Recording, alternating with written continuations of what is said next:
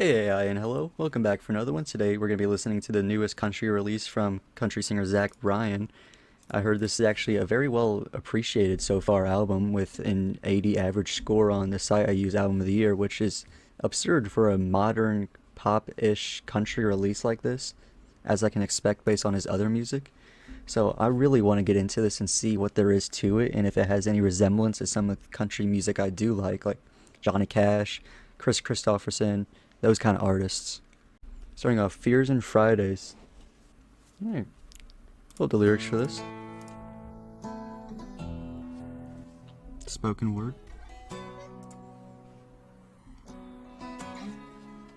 I do like the album cover a lot already. I like the, what do you call it? The juxtaposition of it. The lights and darks. It's already got like a lot more to say than most modern country releases. Anyone I find kindness, and I do not and will not fear tomorrow because I feel as though today has been enough. Getting into existentialism instead of just like my horse and my beer. Interesting. Already a song with a lot to break down into that I would have to take the time to actually look into, but off the bat, I love that direction it goes for, starting off the album, going into all these different mental and social themes that any ordinary person might face in their lifetime, instead of just glorifying the good things in a life over time.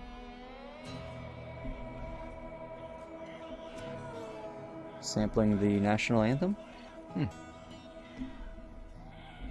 Or maybe he played it, I don't know. Is he an acoustic player, electric, both maybe?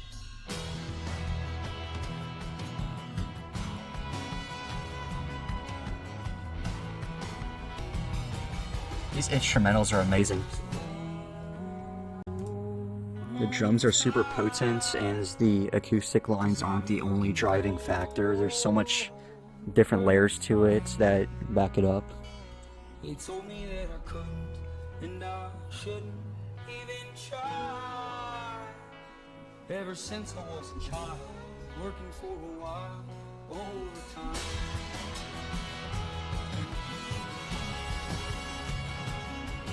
I love those horns there. That's so beautiful. Adds so much life to this. And that chorus too, I could actually see this being like stuck in my head. How is this the same dude that made that one annoying song, Something in the Orange? Like, I hate that song. This feels like a whole new human being here. Summertime's Close, getting right into it. I like that one a lot. That definitely gets saved. Could end up being my favorite or one of my favorites from this album.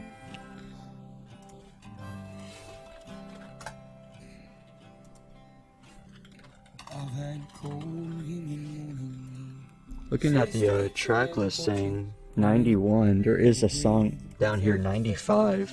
I'm very excited to see what makes that one so highly appreciated. Super nostalgic.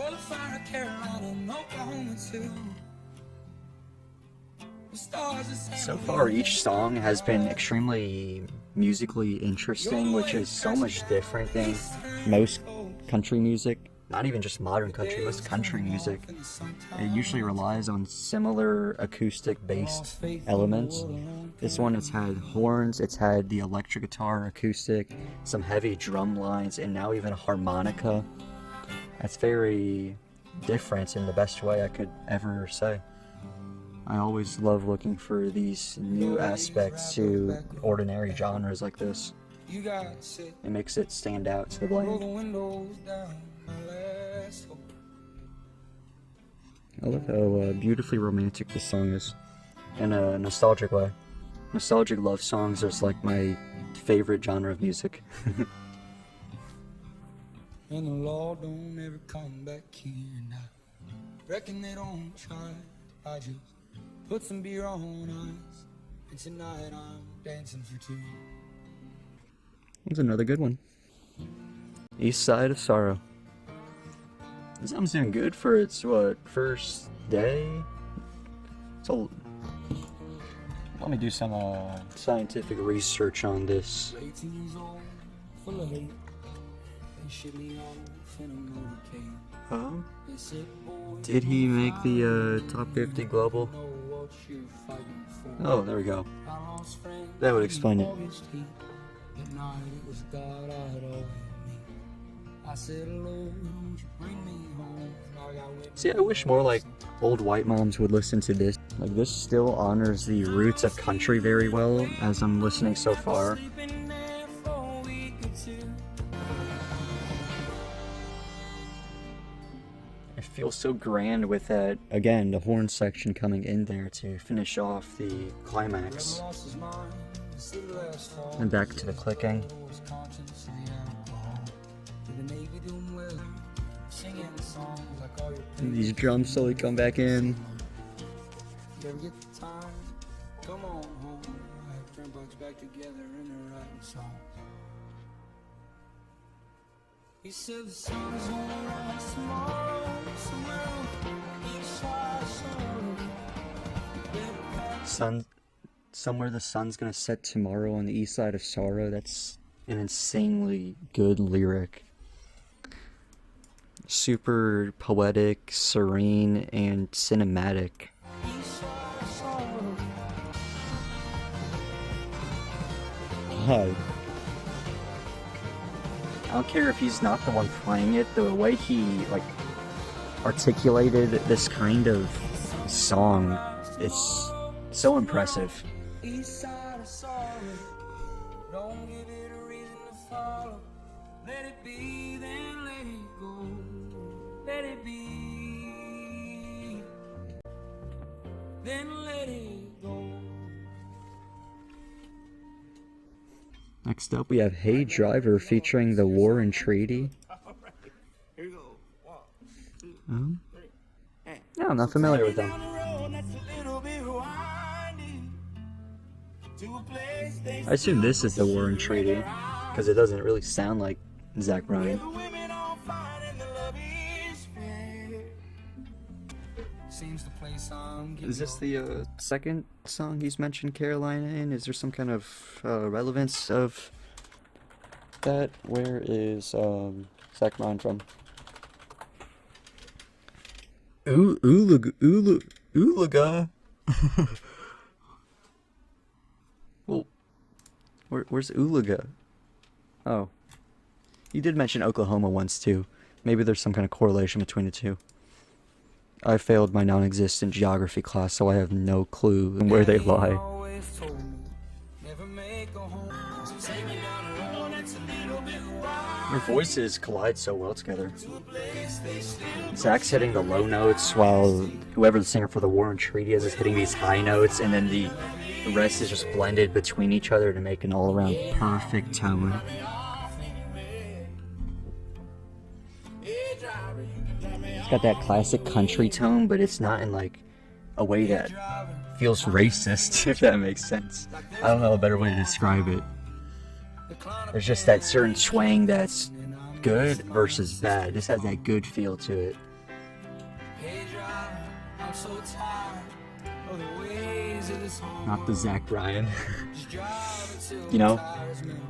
I would have felt the same, but here I am. A bunch of arbitrary numbers convinced me to listen to this.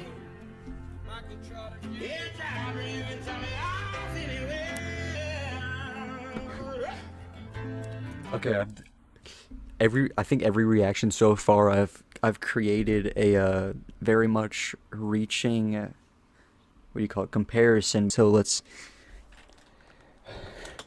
just hear me out. Hear me out.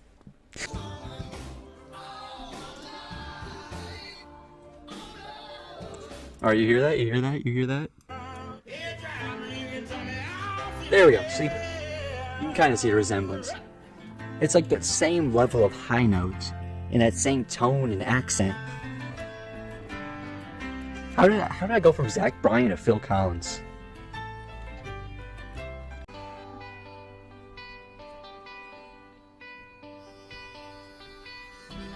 Oh, just notice Fear and Friday's poem, maybe a continuation on the themes explored in the poem. Uh-oh. We have a viewer here. Finally someone supporting the lovely old channel. You want to listen to some Zach Bryan with me? I don't think he does. He's a hater. It's gonna end, won't you get angry at me? Say you love me again. I got a fear to live. It's a Friday spark. You only love me like you need it when it's after dark. So yeah, it does seem to be exploring similar themes about like the fears that come from Friday night partying. You only love me when it's after dark. You only love me whenever things go down after dark. You get drunk, you start partying after dark. You know where I'm going with that. It's also got this super youthful teenage feel to it with the I got a fear, dear, that it's gonna end, and just all about partying, something very between high school and college, that kind of age range. It's a very youthful look at love and fear.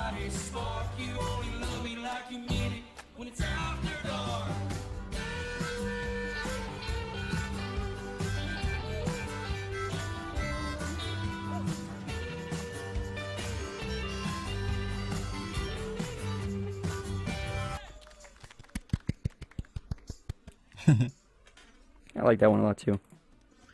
We're 3 for 6 right now. That's 50-50. That's a lot more than I usually get with first reactions. So what, he does vocals and guitar? Does Zach Bryan play guitar? Zach Bryan uses different guitars for his performances, made as a Guild F55 steel string acoustic. Oh, there we go. Yeah, so he plays the acoustic, so it looks like he just got a lot of help with the instrumentation throughout this album. I mean, either way, it's the creative ambition that overflows, because anyone can play just a solo, but not everyone can take bold moves like this. Much different than what's typical for the genre.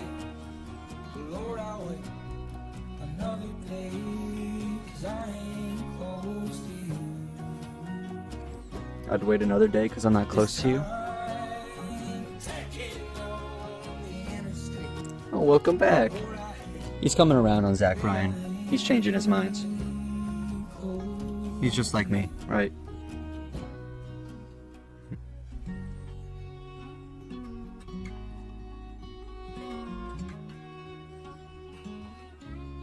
Everything about this just works so well. Some got jobs and some got saved. They talk to me like I'm still that kid. It's an Ed Sheeran reference. Some of my friends got jobs, some moved away. It's like that Castle on the Hill song. That used to be my favorite song. I don't have much to say. I'm just admiring the beauty of this record. There's so much musically interesting aspects of this that make it up. It's a super nostalgic listen combined with a super beautiful listen. Zach Bryan writes and produces all of his songs on this record. That is very helpful to hear. Thank you for letting me know that. That adds a lot to my appreciation for this. That's an extremely talented feat there.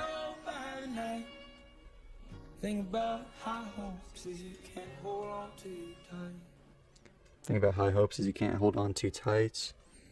This album is littered with amazing, super poetic lyrics, which are talking about super deep thematic experiences.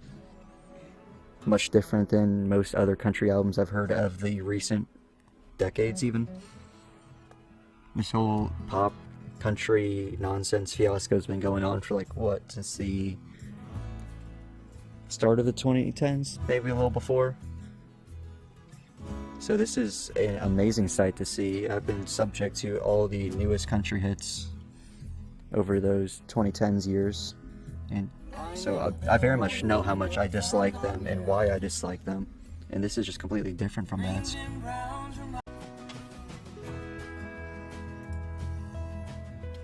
Again, I'm not familiar with Sierra Farrell. It's cool seeing the use of these different artists to add to the vibe of it, change it up a little bit. Speaking of which, Casey Musgraves and the Lumineers, two absolutely amazing artists. The Lumineers, maybe not as much in the country aspect, but Casey Musgraves, like one of my, maybe even top 3 favorite country artists ever. So that's crazy that she would be on an album like this. Not sure if she does much features, does she?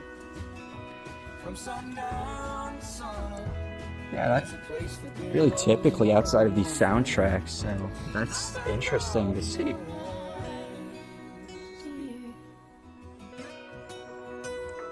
A simple love song, but it's working a lot. All the days that always come and all the bad shit that I've done. I ain't never been a holy roller, but I found God in your eyes. I found God in your eyes is such a simple line that speaks on so much levels. Me personally, I'm not super, religious in that field, but for someone who is, that's like an extremely sentimental thing to say to someone. I found God in your eyes. I found this perfection in your eyes. You gave me this perfect feeling. I don't know.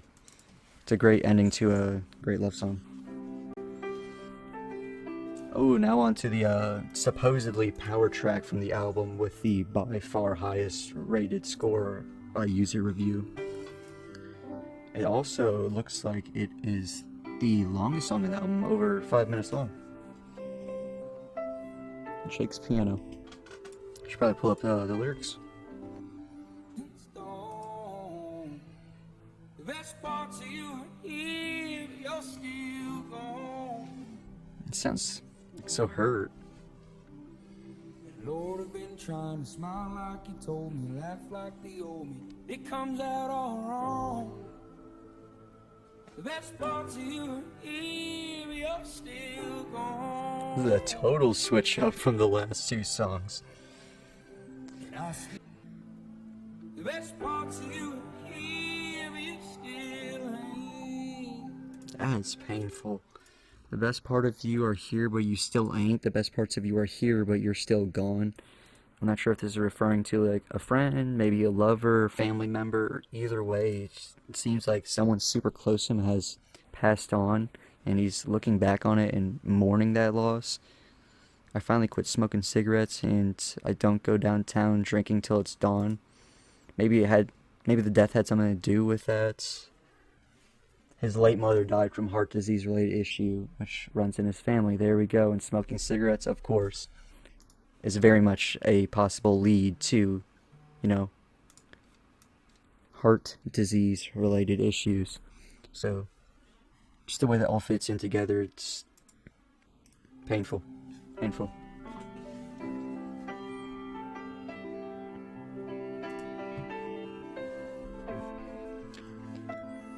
First half is about his late mother, second is about his ex. Okay, I see. So it's just gonna be a sad song. Oh boy.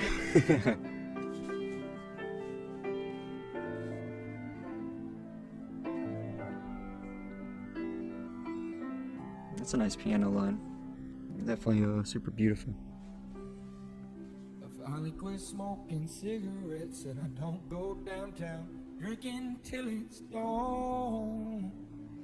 The best parts of you are here, but you're still gone. God, this hurts. And this, what? Not even halfway into it.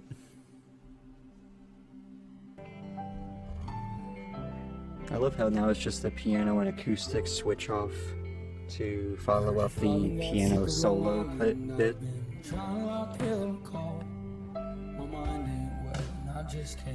Then the drums start getting layered in. Seems like it might just build up. So there we go, part 2, Long Island. Second part of this about supposedly his ex.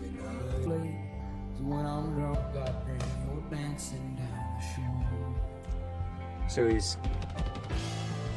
Okay, that was a nice build up, but it seems like he's getting drunk to remember this past lover that's now gone, but at the same time, drinking is only gonna distance himself much more, which is why it's a damn double blade, because when he's drunk he dreams about dancing down the shore, blah blah blah, you get it.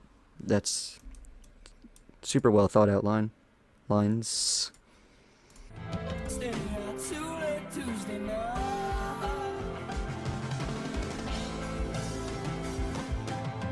That's painful.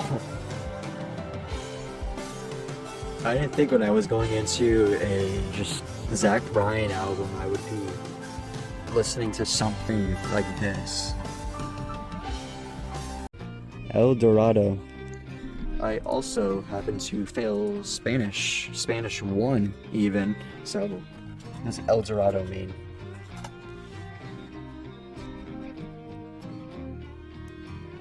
Or Google Translate.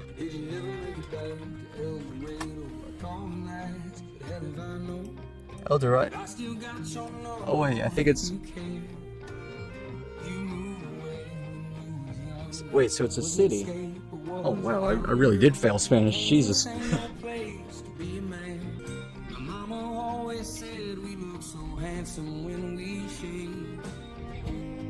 So it seems like it's not just the last song reflecting on it. It's a lot of the album he's reflecting on the passing of his mother, whenever his mother did pass. I presume recently.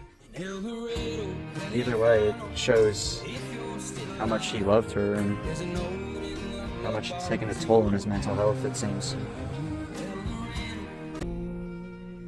Enough of El Dorado. I want to hear the Casey Musgraves song. I was excited for this one. Is this a single? It's like the most popular one, it seems. Or maybe just like-minded people know that Casey Musgraves is the GOAT. Oh, it was a single. There's a lot of singles, it seems. All the songs with features were... That makes sense.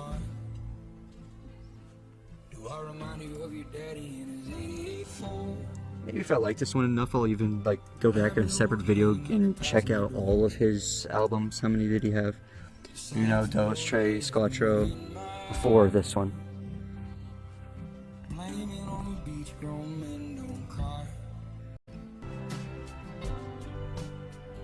Anything I say wouldn't just ruin the absolute vibe I'm in right now.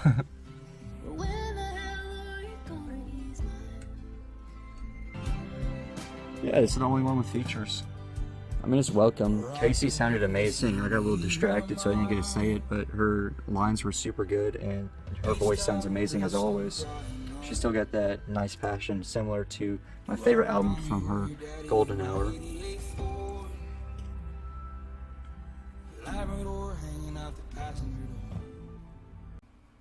Tourniquet, like my favorite Evanescence song.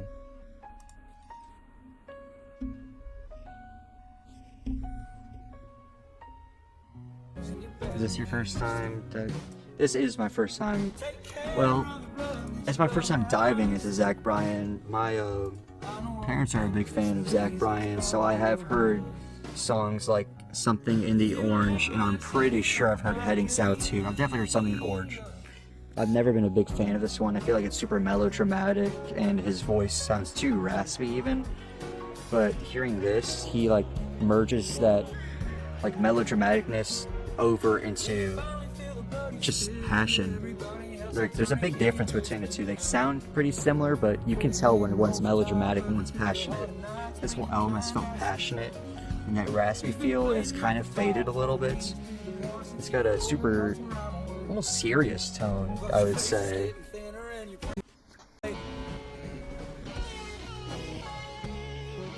I love the electric guitar features as well, I should say.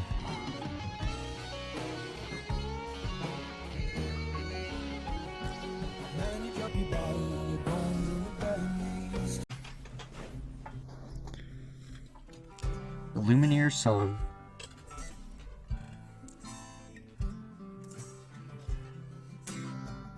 My friend is a huge Lumineers fan, so I'm gonna have to show him this one if it's any good. What do you call a Lumineers fan? Like a luminary?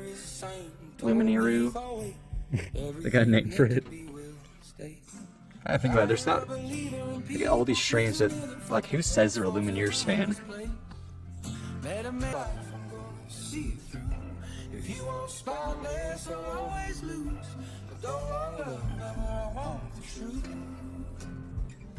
It's doing something similar to the Hey Driver song where one of the singers hits the low notes, one hits the high notes, and it kind of collides and creates that whole picture.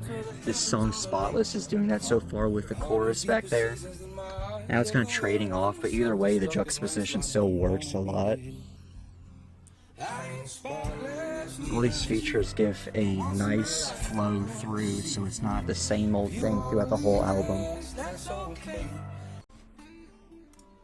Now on to Tradesman. Sounds like you have good taste. Thank you. It sounds like you have amazing taste too, especially for sticking around. No one on this side of town knows a good place for a boy to drown. You look at me so strange when I talk. It's a hard Not sure if trade's like a metaphor for something he's referring to. Tradesman, so if you want to trade, I wish I was a tradesman, etc. Seems to be a pretty potent word in this, but I don't know. Should have waited a little longer for more genius annotations I can cheat off of. 2 songs left, Smaller Act and Oklahoman Son.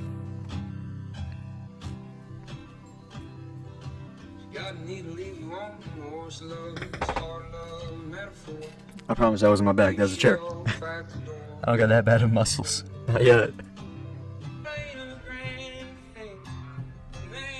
I'm liking this one. It takes a song like Tradesman and adds a lot more passion to it.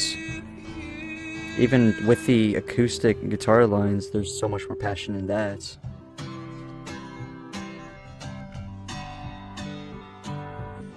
Such aggressive strumming techniques, which goes along with his vocals. Very strenuous.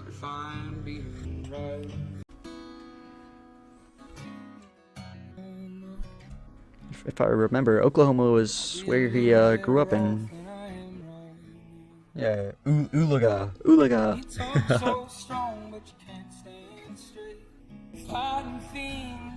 On Twitter, he said he recorded this song on his back porch in Oklahoma. That sound in the background is a bird, not a bullfrog. So, oh, okay. You can't hide where you're from. You can't hide where you're from, as he's talking about the Oklahoman Son. You can't hide from your own roots. You can fight the thing and sell your gun. You can fight it, but you can't hide it. Here we go. You'll always be the Oklahoman Son. Great message. Which also ties up a lot of the preceding album with that. Great album through and through. Even the ones I didn't like exactly save to a playlist were still super well thought out and contributed a lot to the rest of the album. So it's one of the greatest country albums of the past few years, even just on first listen. A huge step up from the few songs I had heard previously from Zach Bryan, and a huge step up from any of the past country albums again I've heard of the past like decades. My favorite song I would have to give to Jake's Piano and Long Island, or Jake's Piano or Long Island. I don't know which way you're supposed to classify it, but it was so depressing and passionate in the best way possible. It really got me in the tone he was trying to go for with it. I don't know. Great album. Great listen.